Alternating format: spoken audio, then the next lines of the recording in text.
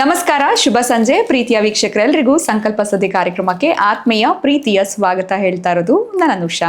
ಮೊದಲನೇ ಬಾರಿ ಚಾನಲ್ ವೀಕ್ಷಿಸ್ತಾ ಇದ್ದೀರಾ ಅಂತಂದ್ರೆ ಈಗಲೇ ನಮ್ಮ ಚಾನಲ್ನ ಸಬ್ಸ್ಕ್ರೈಬ್ ಮಾಡಿ, ನಮ್ಮ ವಿಡಿಯೋಸ್ನ ಲೈಕ್ ಮಾಡಿ. ಏನೋ ಕಾರ್ಯಕ್ರಮದಲ್ಲಿ ನಮ್ಮ ಜೊತೆಲಿದ್ದಾರೆ ಸ್ಪಿರಿಚುವಲ್ ಗುರು ಡಾಕ್ಟರ್ ವಿಷ್ಣುದತ್ತ ಗುರುಜಿಯವರು. ಬನ್ನಿ ಗುರುಗಳನ್ನ ಕಾರ್ಯಕ್ರಮಕ್ಕೆ ಬರ್ಮಾಡ್ಕೊಳ್ಳೋಣ. ನಮಸ್ತೆ ಗುರುಗಳೇ, ಕಾರ್ಯಕ್ರಮಕ್ಕೆ ಆತ್ಮೀಯ ಸ್ವಾಗತ. ಗುರುಗಳೇ, ನನಗೂ ಸ್ವಲ್ಪ ಆಸ್ಟ್ರಾಲಜಿನಲ್ಲಿ ಇಂಟ್ರೆಸ್ಟ್ ಇರೋದ್ರಿಂದ ಸಾಕಷ್ಟು ನೋಡೋದು ತಿಳ್ಕೊಳ್ಬೇಕು ಅನ್ನೋ ಆಸಕ್ತಿ.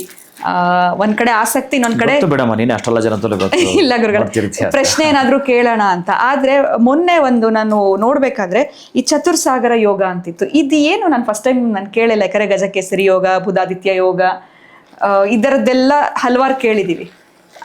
ಇದು ಏನಿದು ಚತುರ್ಸಾಗರ ಯೋಗ ಅಂತಿತ್ತು? ಇದು ಯಾರಿಗಿರುತ್ತೆ, ಹೆಂಗಿರುತ್ತೆ, ಅದನ್ನ ತಿಳ್ಕೊಳ್ಳೋಂಥದ್ದು ಹೆಂಗೆ? ಈ ರೀತಿ ಒಂದು ಕುತೂಹಲ ಮೂಡ್ತು. ಸೊ ಇದನ್ನು ಯಾವತ್ತೂ ನಾನು ಕೇಳಿಲ್ಲ. ಬಟ್ ನೀವು ತುಂಬಾ ಸರಿ ಗಜಕೇಸರಿ ಯೋಗ ಆಗಿರ್ಬೋದು, ಬುಧಾದಿತ್ಯ ಯೋಗ, ಇದೇ ರೀತಿ ಅನೇಕ ವಿಚಾರಗಳ ಯೋಗಗಳು ತಿಳಿಸಿದ್ದೀರಾ. ಸೊ ಈ ಚತುರ್ಸಾಗರ ಯೋಗ ಇದು ಏನು ಗುರುಗಳೇ? ಇದು ಒಳ್ಳೇದಾ? ಇದು ಯಾವ ತರ ನಮಗಿದ್ಯಾ ಇಲ್ವಾ, ಹೇಗೆ ತಿಳ್ಕೊಳ್ಳೋದು? ಇದು ಒಂದು ಕುತೂಹಲ. ಓಂ ವಿಶ್ವಸ್ಮೈ ನಮಃ. ಪ್ರೀತಿಯ ಬಂಧುಗಳೇ, ನೀವು ಒಳ್ಳೇದ ಅಂದ್ರಲ್ಲ, ನಂಗಲ್ಲಿ ನಗು ಬಂತು. ಯಾಕೆ ಅಂದರೆ ಇದು ಅಂಥ ಇಂಥ ಯೋಗ ಅಲ್ಲ. ಇದು ತೀರಾ ಕಡಿಮೆ ಇರೋದು. ಇತ್ತು ಅಂದರೆ ಕಥೆನೇ ಬೇರೆ. ಬಹುಶಃ ಅಂಥ ಅದ್ಭುತವಾದ ಯೋಗ ಇದು. ನೀವು ಜಾತಕದಲ್ಲಿ, ಜ್ಯೋತಿಷ್ಯದಲ್ಲಿ ಕೇಳಿದ್ದರೆ ಬಹುಶಃ ಈ ತ್ರಿಕೋನಗಳು, ಆಮೇಲೆ ಕೇಂದ್ರಗಳು ಅಂತ ಕರೀತಾರೆ. ಈ ಕೇಂದ್ರಗಳು ಅಂತಂದರೆ 1, 4, 7, 10ನೇ ಮನೆಗಳು. 1, 4, 7, 10 ಈ 1ನೇ ಮನೆಯಲ್ಲಿ ಶುಭಗ್ರಹ ಅಂದರೆ ಲಗ್ನದಲ್ಲಿ, ಲಗ್ನಾತ್ ಶುಭಗ್ರಹ, ಲಗ್ನದಿಂದ ಕುಟುಂಬ ಸ್ಥಾನ 4th ಹೌಸ್, ಅಲ್ಲಿ ಶುಭಗ್ರಹ. ಈ ಎರಡಿದ್ರೇ ಏನೇನೋ ನಡೆದುಬಿಡುತ್ತೆ ಅವರಿಗೆ, ಏನೇನು ನಡೆದುಬಿಡುತ್ತೆ. ನೆಕ್ಸ್ಟ್ 7th ಹೌಸ್, 3ನೇ ಪ್ಲೇಸ್ ಆ ಲೆಕ್ಕದಲ್ಲಿ, ಅಲ್ಲಿ ಶುಭಗ್ರಹ ಇತ್ತು ಅಂದರೆ ಅದ್ಭುತವಾದದ್ದು. ಇನ್ನು 10ನೇ ಮನೆಯಲ್ಲಿ ಕರ್ಮಸ್ಥಾನ ಅಂತ ನೀವೇನು ಕರೀತೀರೋ, ಉದ್ಯೋಗ ಸ್ಥಾನ ಅಂತ ಏನು ಕರೀತೀರೋ, ಅಲ್ಲಿ ಏನಾದರೂ ಶುಭಗ್ರಹ ಇದ್ದು ಬಿಟ್ರೆ, ಅಂದರೆ 1ನೇ ಮನೆ, 4ನೇ ಮನೆ, 7ನೇ ಮನೆ, 10ನೇ ಮನೆಯಲ್ಲಿ ಶುಭಗ್ರಹಗಳಿತ್ತು ಅಂತಂದರೆ ಚತುಸ್ಸಾಗರ ಯೋಗ. ಅಂದರೆ ಏನಿದು ಚತುಸ್ಸಾಗರ ಯೋಗ ಅಂದರೆ 4 ಸಮುದ್ರಗಳ ಆಚೆಗೆ ಇವನ ಹೆಸರು ಇರುತ್ತೆ ಅಂತ. 4 ಸಮುದ್ರಗಳ ಆಚೆ ಇವನ ಕೀರ್ತಿ, ಪತಾಕೆ, ಘನತೆ, ಗೌರವ ಹರಡುತ್ತೆ ಅಂತ. 4 ಸಮುದ್ರಗಳ ಆಚೆ ಇವನ ವ್ಯವಹಾರ ವ್ಯಾಪಾರವನ್ನು ಮಾಡುತ್ತಾನೆ. ಅತ್ಯಂತ ಧನಯೋಗ, ಶ್ರೀಮಂತ ಯೋಗ, ಬಹಳ ಉತ್ತಮ ವಾಗ್ಮಿ ಆಗಿರುತ್ತಾನೆ, ಬಹಳ ಚಾಕಚಕ್ಯತನ ಹೊಂದಿದವನಾಗಿರುತ್ತಾನೆ, ಒಂದು ರೀತಿಯ ಚಾಣಾಕ್ಯನಾಗಿರುತ್ತಾನೆ, ಅತ್ಯಂತ ಪ್ರಬಲ ಬಲಾಢ್ಯನಾಗಿರುತ್ತಾನೆ. ಅದು ಒಂದು ರೀತಿಯ ವಿಶ್ವಮಾನವ ಯೋಗ. ಇದು ಮೋದಿದು ಈ ಜಾತಕ ನೀವು ಹೇಳಿದ್ರೆ ಚತುಸ್ಸಾಗರ ಅದು. ಹಾಗೆ ಬಹುಶಃ ಅಂತಹ ಚತುಸ್ಸಾಗರ ಯೋಗ ನೀವು ಬೈ ಬರ್ತ್. ಅದಕ್ಕೆ ನಾನು ಕೆಲವು ಮದುವೆಗಳಾದ ಮೇಲೆ ನಾನೇ ಸೀರಿಯಸ್ ತಗೊಂಡ್ರೆ, ನಾನೀಗ ಒಂದೊಂದು ಗೃಹ ಪ್ರವೇಶ ತೆಗೆದುಕೊಂಡಾಗಲೂ ಅಷ್ಟೇ, ಈ ಅಡಿಯಿಂದ ಮುಡಿ ತನಕ ಅವ್ರ ಹೆಸರುಗಳಿಂದ ಹಿಡಿದು ಅವರಿಗೆ ಪಾಯ ಯಾವುದಾಗಿ ಬರುತ್ತೆ, ಆಯವರ್ಗ, ಅವ್ರ ಹೆಸರಿಗೆ ಯಾವುದಾಗಿ ಬರುತ್ತೆ ಆ ಆಯವರ್ಗ, ಪ್ಲಸ್ ಮನೆ, ಒಂದು ಇಂಜಿನಿಯರ್ನ ಕೊಟ್ಟು ಕರೆಕ್ಟಾಗಿ ಈಗ ಕನ್ಸ್ಟ್ರಕ್ಷನ್ ಮಾಡಬೇಕು, 2040ಕ್ಕೆ ಬರೋ ಮಾಡ್ಲ್ ಇವಾಗ ಕೊಡ್ತೀನಿ ನಾನು, ಆ ಪ್ಲ್ಯಾನ್ ಇಟ್ಟಿರ್ತೀನಿ. ಆಮೇಲೆ ಗೃಹ ಪ್ರವೇಶದ ಎಂಡು, ಆ ಚಪ್ಪರದಿಂದ ಹಿಡಿದು ಬಹುಶಃ ಅವರು ಎಕ್ಸ್ಪೆಕ್ಟ್ ಮಾಡಿರಲ್ಲ, ಆ ಸರ್ಪ್ರೈಸ್ ರೀತಿಯಲ್ಲಿ ಒಂದು ಪ್ಲ್ಯಾನ್ ಮಾಡಿರ್ತೀನಿ ನಾನು. ಹಾಗೆಲ್ಲ ಕೂಡ ಇರುತ್ತೆ, ಒಂದು ಖುಷಿ ಅನ್ನೋದಿರುತ್ತೆ.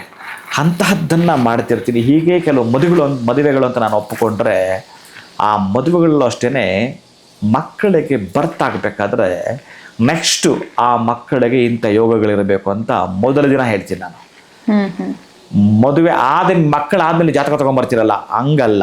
ನಾನು ಮದುವೆ ಮಾಡಿಸಿದ ಕೆಲವು ಮಕ್ಕಳಿಗೆ ನೋಡಿ, ಹೀಗೆ ಫಸ್ಟ್ ನೈಟ್ ಅನ್ನೋದನ್ನು ಈಗ ಮಾಡಿ ಅಲ್ಲಿಂದ ಆಚೆಗೆ ಹೀಗಿರಿ, ಆ ನಂತರ ನಾನು ಕೊಡತಕ್ಕಂತಹದ್ದು ಈ ಮದುವೆ ದಿನಾಂಕದಿಂದ ನೆಕ್ಸ್ಟ್ ಮಕ್ಕಳಾಗ್ತಕ್ಕಂಥ ಆ ಜಾತಕವನ್ನು ಅಂದರೆ ಪೂರ್ವ ನಿಯೋಜಿತವಾಗಿ ನಾನು ಮಾಡಿಕೊಟ್ಟಿರ್ತೀನಿ. ಇದು ಬಹಳ ವಿರಳಾತಿ ವಿರಳ. ನಾನು ಒಪ್ಕೊಂಡಾಗ ಕೆಲವರು ಕೊಟ್ಟಿದ್ದೇನೆ, ಆಗಿರುತ್ತವೆ. ಕೆಲವೊಂದು ಸಲ ಎಷ್ಟು ಮ್ಯಾಚ್ ಮಾಡಿದ್ರು ಈ ಮ್ಯಾರೇಜ್ ಡೇಟ್ಗೂ ಆ ನಂತರ ನೆಕ್ಸ್ಟ್ ಇಯರ್ ಏನಾದರೂ ನಾವು ಕೊಡ್ತೀವಿ ಜಾತಕಕ್ಕೆ ಅಂತಂದರೆ ಬಹುಶಃ ಅದು ತೀರಾ ಕಡಿಮೆ ಸಿಗುತ್ತೆ. ಅಟ್ಲೀಸ್ಟ್ ಇದರಲ್ಲಿ 2 3 ಸಿಗಬೇಕಲ್ಲ. ಈ ತರಹದ ಯೋಗಗಳು ಹುಡುಕಿ ಒಟ್ಟಾರೆ ಆ ಮಗು ಎಲ್ಲೋ ಒಂದು ಕಡೆ ಅಪ್ಪ ಅಮ್ಮನಿಗ, ಆ ಕುಟುಂಬಸ್ಥರಿಗೋ, ಸಂಸಾರಸ್ಥರಿಗೋ, ಸಮಾಜಕ್ಕೋ ಒಳ್ಳೆಯ ಮಗುವೇ ಆಗಬೇಕು, ಒಳ್ಳೆಯ ಮಗು ಆಗಬೇಕು. ಇನ್ನು ಒಂದು ಹೆಜ್ಜೆ ಮುಂದೆ ಹೋಗಿ ಮಾತನಾಡೋದಾದರೆ ಒಂದು ರೀತಿ ಭಾರತ ರತ್ನವಾಗಬೇಕು ಆ ಮಗು. ಹಾಗೆ ಈ ಚತುಸ್ಸಾಗರ ಯೋಗ ಅನ್ನುವಂಥದ್ದು ಹುಡುಕಿ ಅಂಥ ಮಕ್ಕಳಿಗೆ ನಾವು ಕೊಟ್ಟು ಅಂತಹ ಮಗು ಹುಟ್ಟುತ್ತೆ ಅಂದರೆ ಅದೊಂದು ಕತೆ. ಆದರೆ ಚತುಸ್ಸಾಗರ ಯೋಗ ಅಂತ ನೀವು ಕೇಳ್ತಾ ಇದ್ದೀನಿ.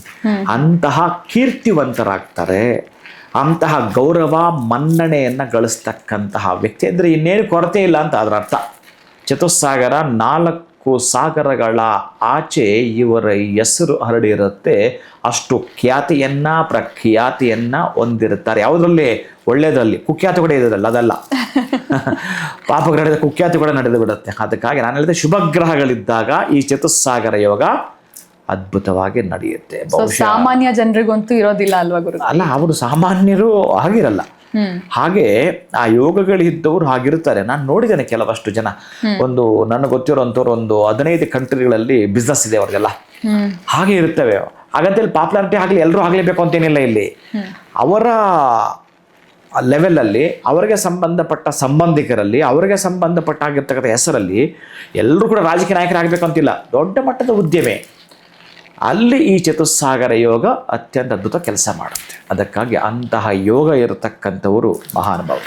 ಸೊ ಎಲ್ಲರೂ ಜಾತಕ ನೋಡ್ಕೊಳ್ತಿರ್ತಾರೆ, 1, 4, 7, 10ರಲ್ಲಿ ಯಾವ ಗ್ರಹಗಳಿದೆ ಅಂತ. ಬಟ್ ಅದರಲ್ಲಿ ಎಲ್ಲ ಶುಭ ಗ್ರಹಗಳಿದ್ರೆ ಮಾತ್ರ. ಶುಭ ಗ್ರಹಗಳಿದ್ದು ಆಮೇಲೆ ಇನ್ನೂ ಕೆಲವಿದೆ ಅಲ್ಲಿ, ಇನ್ನೂ ಇದೆ. ನಾನು ಹೇಳ್ತಿರೋ ಪರ್ಸೆಂಟೇಜ್ ಮಾತಾಡಿದ್ದೀನಿ ಈಗ, ಡಿಗ್ರಿ ವೈಸ್. ಆಮೇಲೆ ಯಾವ್ರ ಮನೆಯಲ್ಲಿ ಯಾರಿರೋದು, ಇನ್ನೂ ಅದರಲ್ಲಿ ಉಚ್ಚ ಸ್ಥಾನ ಅಂತಾದರೆ ಮತ್ತು ಕಥೆನೇ ಬೇರೆ. ಅದರಲ್ಲಿ 2 ಗ್ರಹಗಳು ಉಚ್ಚ ಸ್ಥಾನ ಇತ್ತು ಅಂದರೆ ಪೇಳಲಸದಳ ಅತ್ಯಂತ ಅದ್ಭುತಗಳೇ ಜರುಗಿ ಬಿಡ್ತವೆ. ಅವ್ರಿಗೆ ಏನು ಗೊತ್ತಾ, ಬೇರೆ ಎಲ್ಲೂ ಇನ್ನು ನಕಾರಾತ್ಮಕ ಅನ್ನೋದು ಇರೋದಿಲ್ಲ. ಆಮೇಲೆ ಕೆಟ್ಟದ್ದು 100ಕ್ಕೆ 100 ಯೋಚನೆ ಮಾಡಲ್ಲ ಅವರು. ಈಗಲೂ ಅಷ್ಟೇ, ಮನೆಯಲ್ಲಿ ದಂಪತಿಗಳು ಕೆಟ್ಟದ್ದು ಮಾತಾಡಿ ನಿಲ್ಲಿಸಬೇಕು. ತುಂಬ ಯಾವಾಗಲೂ ಅಷ್ಟೇ. ಈ ಸೂರ್ಯ ಒಂದು ಜನ ತಪ್ಪಿದಾನ, ಮಿಸ್ ಆಗಿದ್ದಾನ ಬರೋದನ್ನ, ಹೀಗೆ ಟೈಮ್ ಟೇಬಲ್ ಇಟ್ಕೊಂಡ್ಬಿಡ್ತೀವಿ ಅಂತಂದರೆ ಬಹುಶಃ ಆ ಯೋಗಗಳಿದೆ. ಈಗ ನೀವು ಕೇಳೋದಕ್ಕೆ ನಾನು ಹೇಳ್ತಿದ್ದೀನಿ, ಈ ಯೋಗಗಳೇ ಇಲ್ಲ ಅಂದರೂ ನಾನು ಹೇಳ್ತೀನಿ, ಕೆಲವೊಂದು ವರ್ಷಗಳು ಅವರ ಜಾತಕವನ್ನು ಹಿಡಿದು ಆ ಕೆಲವೊಂದು ವರ್ಷಗಳು ಅವರು ಮಾಡ್ತಕ್ಕಂಥ ಆಲೋಚನೆಗಳು ಉತ್ತಮವಾಗಿ ದೊಡ್ಡದಾಗಿತ್ತು ಅಂತಂದರೆ ಆ ಯೋಗವನ್ನು ಪಡ್ಕೊಳ್ಬಹುದು. ಅದಕ್ಕೆ ಕೆಲವು ಕ್ಷೇತ್ರಗಳಿದ್ದಾವೆ. ನಾನು ಈ ಹಿಂದೆ ಕೆಲವು ಕ್ಷೇತ್ರಗಳು ಕೊಟ್ಟಿದ್ದೀನಲ್ಲ. ಹಾಗೆ ಈ ಚತುಸ್ಸಾಗರ ಯೋಗವನ್ನು ಪಡೆದುಕೊಳ್ಳಬೇಕಾದರೂ ಕೂಡ ಸತ್ಯಯುಗದಲ್ಲಿ ಪ್ರಾರಂಭವಾಗಿರ್ತಕ್ಕಂಥ ಕೆಲವು ಉದ್ಯೋಗಗಳಿದ್ದಾವೆ. ಆ ಸತ್ಯಯುಗದಲ್ಲಿ ಪ್ರತಿಷ್ಠಾಪನೆ ಮಾಡಿರ್ತಕ್ಕಂಥವ್ರು ಯಾವ ಋಷಿ ಆತ, ಯಾವ ಮಹರ್ಷಿ ಆತ ಪ್ರತಿಷ್ಠಾಪನೆ ಮಾಡಿರ್ತಕ್ಕಂಥ ಕೆಲವು, ಈಗ ನಾನು ಹೇಳ್ತೀನಿ, ಈ ಮೇಷ ಲಗ್ನ ಅಂಡ್ ವೃಶ್ಚಿಕ ಲಗ್ನ 2 ಎಕ್ಸಾಂಪಲ್ ಕೊಡ್ತೀನಿ. ಈ ಮೇಷ ಪ್ಲಸ್ ಈ ವೃಶ್ಚಿಕಕ್ಕೆ ಈ ಇಬ್ಬರು 2 ರಾಶಿಗೆ ಒಬ್ಬರೇ ಅಧಿಪತಿ ಆಗ್ತಾರೆ, ಕುಜ. ಇವರಿಗೆ ಸಂಬಂಧಪಟ್ಟಿರ್ತಕ್ಕಂತಹದ್ದು ಅತ್ರಿ ಮಹರ್ಷಿ ಪ್ರತಿಷ್ಠಾಪಿಸಲ್ಪಟ್ಟ ಒಂದು ಲಿಂಗವಿದೆ. ಆ ಲಿಂಗವನ್ನೇನಾದರೂ ಕೂಡ ಈ ಕ್ಷೇತ್ರಕ್ಕೆ ಹೋಗಿ ನಮಸ್ಕಾರ ಮಾಡಿ ಮುಟ್ಟಿ ಬಂದರೆ 100ಕ್ಕೆ 100 ಆ ಒಂದು ಯೋಗವನ್ನು ಪಡ್ಕೊಂಡ್ಬಿಟ್ರು. ನಾವು ಬರ್ತ್ ಮಾಡ್ಕೊಂಡಿಲ್ಲ ಅಂತಂದರೆ ಖರೀದಿ ಮಾಡೋದ್ರೆ ಇದನ್ನು ಈ ರೀತಿ ಖರೀದಿ ಮಾಡೋದು, ಹೀಗೆ ಮಾಡಿಕೊಂಡ್ರು ಕೂಡ ಅಂದರೆ ನಿಮ್ಮ ನಡವಳಿಕೆಯಲ್ಲಿ ಬದಲಾವಣೆ ತರ್ತಿದೆ ಅಂತಂದರೆ 100ಕ್ಕೆ 100 ಇದೆ. ಭಗವಂತ ಕಳಿಸ್ಕೊಟ್ಟಿದ್ದಾನೆ, ಕರ್ಮಗಳು ನಿನಗೆ ಅಪ್ಲೈ ಆಗುತ್ತೆ ನೀನು ಮಾಡೋದ್ರ ಮೇಲೆ ಅಂತ. ಆದರೆ ಕರ್ಮಗಳು ಮಾಡೋ ಅಂದರೆ ಒಳ್ಳೆಯದನ್ನು ಕರ್ಮ ಅಂದರು, ಕೆಟ್ಟದ್ದನ್ನು ಕರ್ಮ ಅಂದರು. ನೀವು ಒಳ್ಳೆಯದನ್ನು ಮಾಡಬೇಕು ಅಂತಂದರೆ ಆ ಕರ್ಮದ ಫಲಗಳು ನಿಮಗೆ ಸಿಗ್ತವೆ. ಅದನ್ನೇ ಕರ್ಮಣ್ಯವಾಧಿಕಾರಸ್ಥೆ ಮಾಪದಶಕದಾಚನ ಅಂದುಬಿಟ್ರು. ಅದಕ್ಕಾಗಿ ನೀನು ಕರ್ಮ ನೀನು ಮಾಡ್ಕೊಂಡು ಹೋಗಯ್ಯ, ನಿನಗೇನು ಅನಿಸುತ್ತೆ, ಒಳ್ಳೇದು ಮಾಡ್ಬೇಕು ಅನಿಸುತ್ತಾ ಒಳ್ಳೇದು ಮಾಡು, ಕೆಟ್ಟದ್ದು ಮಾಡ್ಬೇಕು ಅನಿಸುತ್ತೆ ಕೆಟ್ಟದ್ದು ಮಾಡು, ಅದರ ಪ್ರತಿಫಲ ನಾನು ಕೊಡ್ತೀನಿ. ನೀನು ಎಕ್ಸಾಮ್ ಪೇಪರ್ ಕೊಟ್ಟಿದ್ದೀನಿ, ಪ್ರಶ್ನೆ ಪತ್ರ ನೀನು ಬಂದರೆ ಎಕ್ಸಾಮ್ ಬರೆದ್ರೆ ಪಾಸ್ ಮಾಡ್ತೀನಿ, ಬರೆದಿಲ್ಲ ಫೇಲ್ ಮಾಡ್ತೀನಿ. ಹಾಗೆ ಅವನ ಲೆಕ್ಕಾಚಾರ. ಅದಕ್ಕಾಗಿ ಯಾವ ಯೋಗವನ್ನು ಯಾರು ಪಡ್ಕೊಳ್ಬೇಕೋ ನಿಮಗೆ ಬಿಟ್ಟಿತ್ತು. ಖಂಡಿತ ಗುರುಗಳೇ, ಒಂದು ಹೊಸ ವಿಚಾರ ತಿಳ್ಕೊಂಡಂಗಾಯ್ತು. ಸಾಕಷ್ಟು ಯೋಗಗಳ ಬಗ್ಗೆ ತಿಳ್ಕೊಂಡಿದ್ವಿ, ಆದರೆ ಈ ಚತುರ್ಸಾಗರ ಯೋಗ ಅಂತಂದರೆ ಹೇಗಿರುತ್ತೆ, ಆ ವ್ಯಕ್ತಿಗಳು ಹೇಗಿರ್ತಾರೆ ಅನ್ನೋದ್ರ ಬಗ್ಗೆ ಕೂಡ ತಿಳ್ಕೊಳ್ಳೋದಕ್ಕೆ ಅವಕಾಶ ಆಯಿತು ಈ ಒಂದು ವಿಡಿಯೋ ಮುಖಾಂತರ. ಈ ಮಾಹಿತಿನ ನೀವು ತಿಳಿಸ್ಕೊಟ್ರಿ, ತಮಗೆ ಧನ್ಯವಾದಗಳು. ನಮಸ್ಕಾರ. ಹರೇ ಶ್ರೀನಿವಾಸ.